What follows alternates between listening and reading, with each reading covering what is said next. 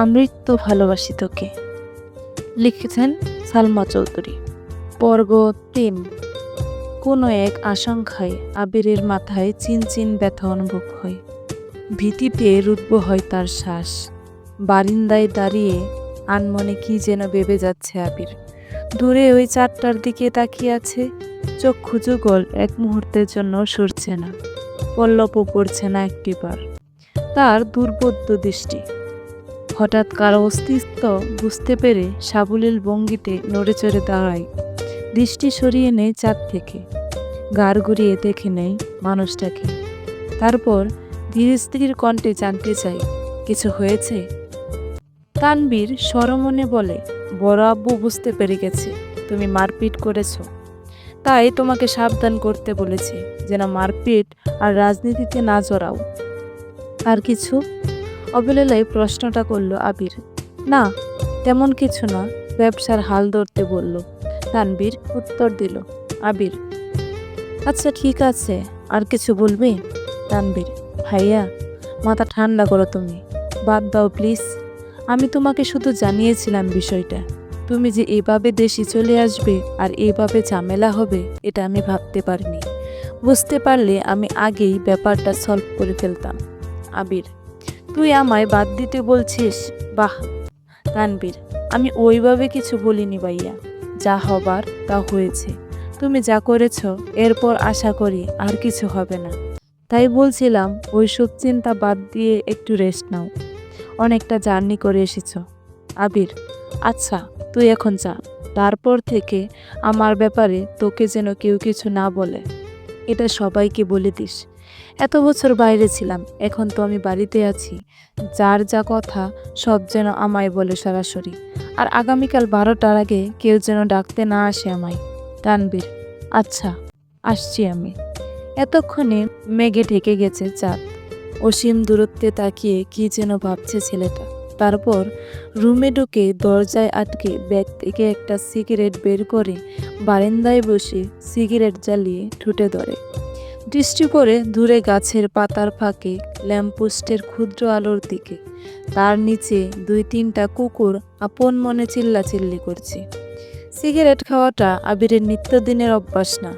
যখন সে খুব রাগান্বিত বা চিন্তিত থাকে, বা যখন নিজেকে কন্ট্রোল করার সব শক্তি হারিয়ে ফেলে, তখন সিগারেটের ধোঁয়ার মধ্যে নিজের কষ্ট, রাগ, চিন্তা আর অভিমানগুলোকে উড়িয়ে দেয়। সিগারেটের কয়েকটা টান দিয়ে সিগারেটটা ফেলে দেয়। তারপর টান টান হয়ে শুয়ে পড়ল নিজের বিছানায়। মাথার নিচে 2 হাত রেখে চোখ বুজল। মেঘ খাবার খেয়ে রুমে এসে 2-3 ঘন্টা টানা পড়াশোনা করলো। এইচএসসি পরীক্ষা শেষ হলো 1 মাস হয়নি, কিন্তু পড়াশোনা যেন 3 গুণ বেড়ে গেছে। অ্যাডমিশন একটা মস্ত বড় যুদ্ধ, যার একমাত্র অস্ত্র হলো পড়াশোনা। তার সাথে অঙ্গাঙ্গিভাবে জড়িয়ে আছে ভাগ্য। এইচএসসির রেজাল্ট কবে দিবে ঠিক নেই, পাশ করবে কিনা তাও জানা নেই, কিন্তু অনিশ্চিত ভবিষ্যতের জন্য প্রস্তুতি আগেভাগে নিতে হচ্ছে। বয়সের তুলনায় মেয়েটা পড়াশোনায় একটু বেশি এগিয়ে গেছে। 18 বছর বয়সে পা দিল সবেমাত্র, 2 মাস হয়েছে।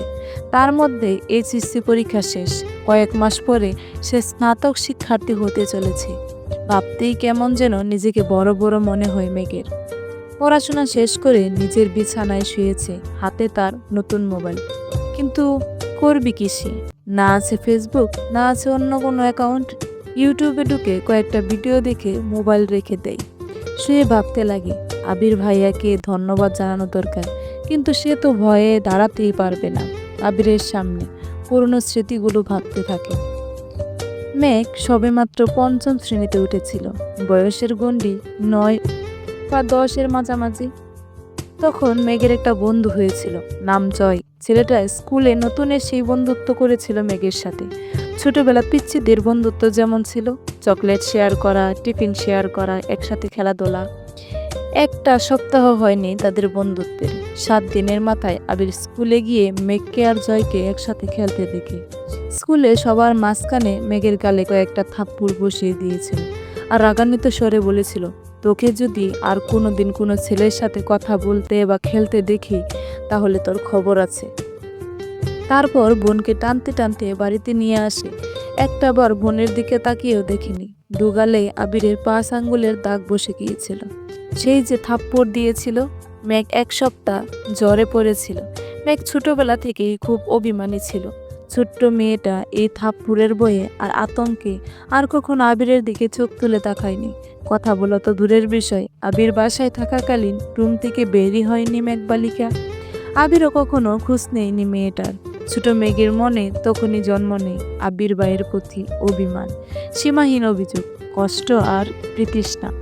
2 বছর পর দেশ ছাড়ে আবির। এই সময়ের মাঝে মেঘ আবিরের সাথে এক টেবিলে খেতেও বসতো না। আবিরকে দেখলেই যেন ছুটে পালাতো মেঘ। আবির বিদেশে চলে যাওয়ার পর মেঘ আবিরের ভয় থেকে নিজেকে সাবলীল করে আপন মনে রাজত্ব করতে থাকে খানবাড়িতে। আবিরের পাশের রুমটা তার দখলে চলে আসে। আবির থাকলে হয়তো কখনোই সে এই রুমে আসতো না।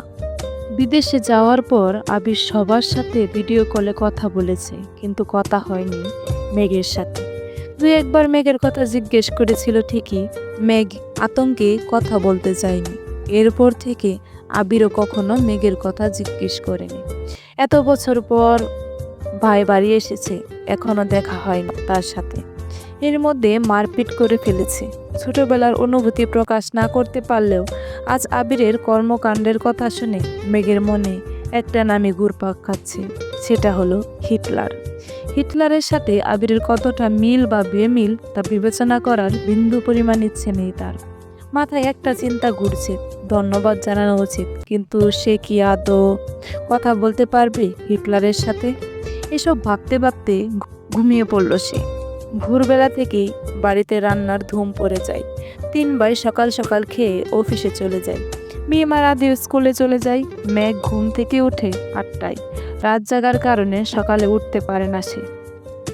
মাঝে মাঝে গোসল করে খেয়ে বের হয়, মাঝে মাঝে এমনিই চলে যায়। 10টা থেকে 2টা পর্যন্ত বাইরে কোচিং, তারপরে টিউশন শেষ করে বাড়ি ফিরে ফ্রেশ হয়ে খেয়ে একটু ঘুমায়। বিকেলে একটু হই হুল্লোড় করে তারপর পড়াশোনা করে। এই তার বর্তমান জীবন। আজও তার ব্যতিক্রম হলো না। খেয়ে কোচিংয়ের উদ্দেশ্যে বেরিয়ে পড়েছে। বাসার গাড়ি তাকে নিয়ে আসে, আবার কল দিলে গিয়ে নিয়ে আসে। ঠিকঠাক 12টায় ঘর থেকে বের হয় আবির। ধীরগতিতে নিচে আসে। চিন্তিত মুখ দেখে মা মালিহা খান নিম্ন স্বরে ছেলেকে জিজ্ঞেস করে, কিছু হয়েছে তোর বাবা? আবির মুখে ভারী ভাব বজায় রেখে উত্তর দিলেন, কিছু হয়নি, খেতে দাও। ছোটবেলার চঞ্চলতার ছিটে ফোটাও নেই ছেলেটার মধ্যে। এইটা ভেবে বারবার হতাশ হচ্ছেন মালিহা খান। হঠাৎ চোখে পড়ে ছেলেটার হাতে ব্যান্ডেজের দিকে। হাতটাও ফুলে গেছে অনেকটা। আবির খাবার খাচ্ছে আর তার মা শান্ত স্বরে ছেলেকে বুঝাচ্ছে, এটা করো না, সেটা করো না। মনে হচ্ছে 5 বছরের শিশু সে। আগুন পানি চিনে না। যদিও বাবা মায়ের কাছে সন্তানরা সারা জীবনই শিশু থাকে। খাওয়া শেষে মায়ের থেকে বিদায় নিয়ে বেরিয়ে যায় আবির। মেঘ বাড়ি ফিরেছে 1 ঘন্টা হবে। শাওয়ার নিয়ে নিচে এসেছে খেতে। খাওয়া শেষ। তানবীর রুম থেকে ছুটে এসে জিজ্ঞেস করে, বড় আম্মু, ভাইয়া কোথায়? আতকে ওঠেন মালিহা খান, ও তো 2-3 ঘন্টা আগেই খেয়ে বের হয়েছে। কেন? ইস, মিস করে ফেললাম। মালিহা খান, কি হয়েছে বাবা? মেঘ নীরবে তাকিয়ে ভাই আর বড় আম্মুর কথোপকথন শুনছে আর বুঝবার চেষ্টা করছে ঘটনাটা কি। তানভীর ভাইকে কল দিয়ে জিজ্ঞেস করে, কোথায় আছো? আবির কি যেন বলল, শোনা যায়নি। তানভীরের চোখে মুখে উত্তেজনা স্পষ্ট। বড় আম্মু, আম্মু, কাকিমুনি, বাইরে চলো। কেউ প্রশ্ন করার আগেই তানভীর ছুটে গেল বাইরে। তার পিছন পিছন মিম, আদি, মা, কাকিরা সবাই দরজা পর্যন্ত গেল। সবার পিছনে মেঘও গেল সেখানে। এরই মধ্যে বাইকে বাড়ি ঢুকলো আবির। নীল রঙের চকচকে একটা সুন্দর বাইক, হেলমেটটাও নীল। হেলমেট খুলতে খুলতে তাকায় বাড়ির মানুষের দিকে। মেঘ অপলক দৃষ্টিতে তাকিয়ে আছে। সেই কবে দেখেছিল আবিরকে। সেই আবিরের সাথে এই আবিরের চেহারার কোনো মিল নেই। হেলমেট খুলতে খুলতে চুলগুলো এলোমেলো হয়ে গেছে আবিরের। চোখে সানগ্লাস, নেভি ব্লু রঙের শার্ট কালো প্যান্টের সাথে ইন করে পড়েছে। হাতে কালো ফিতার একটা ঘড়ি, পায়ে শু জুতা। আপাদমস্তক দেখলো আবিরের। হৃৎপিণ্ডের 4 প্রকোষ্ঠ ছটফট করতে লাগলো মেঘের। আবিরের দিকে বিভোর দৃষ্টিতে তাকিয়ে আছে সে। আবির বাড়ির সকলের উদ্দেশ্যে বলল, বাইকটা কিনেছি, কেমন হয়েছে? আবিরের কণ্ঠ মেঘের মনের গহীনে ধাক্কা খায়। এতে হুঁশ ফেরে তার। দাঁড়িয়ে থাকতে পারছে না সে। এক দৌড়ে নিজের রুমে ঢুকে দরজা আটকে শুয়ে পড়ে মেঘ। মিম আর আদি হই হুল্লোড় করছে। আবির ভাইয়ার কাছে আবদার করছে ওদের বাইক নিয়ে ঘোরার জন্য।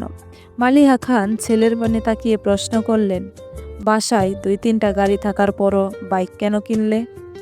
আমার গাড়িতে চলাচল ভালো লাগে না, অবলীলায় উত্তর দিল আবির। পিচ্ছিরা খুশি হলেও খুশি হতে পারেনি মালিহা খান, হালিমা খান আর আকলিমা খান। কারণ এই বাড়িতে বাইক ব্যবহার নিষেধ করেছিলেন স্বয়ং আলী আহম্মদ খান নিজেই। তিনি কোনো এক বয়সে বাইক অ্যাক্সিডেন্ট করেছিলেন, সেই থেকেই বাইক কিনা বা বাইকে চলাচল নিষিদ্ধ করেছেন।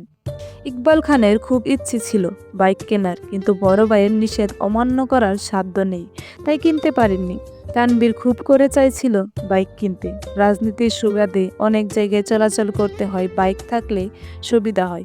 বাবা মোজাম্মেল খানকে বলেও ছিল সে, কিন্তু বাবার এক কথা, তোর বড় আব্বু বাইক পছন্দ করে না, তোর দরকার পড়লে তুই একটা গাড়ি সবসময় ব্যবহার করিস, তারপরও বাইক কেনার নাম মুখে নিস না। আবির বাড়ি ফিরেছে 24 ঘন্টা হবে হয়তো, এর মধ্যেই বাইক কিনে ফেলেছে। এর পরিণাম কি হবে তা ভেবেই ভয়ে আটকে যাচ্ছেন বাড়ির 3 বউ। অষ্টাদশের হৃদয় কাঁপছে, কেমন জানি অস্থির লাগছে সবকিছু। পরিচ্ছন্ন নয়নে তাকিয়ে আছে রুমের জানালার দিকে, দৃষ্টি তার অসীম দূরত্বে। কি জানি কি ভাবলো কতক্ষণ, হঠাৎ ঝলমলিয়ে উঠল। মেঘের সঙ্গে সঙ্গে চোয়াল শক্ত করে নিজেকে নিজে প্রশ্ন করল, বাই এনি চান্স আমি কি হিটলারটার ওপর ক্রাশ খেয়েছি?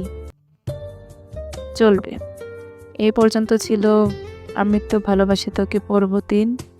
পরবর্তী পর্বগুলো খুব দ্রুত আসছে। সবাই ভালো থাকবেন, সুস্থ থাকবেন। আল্লাহ হাফেজ।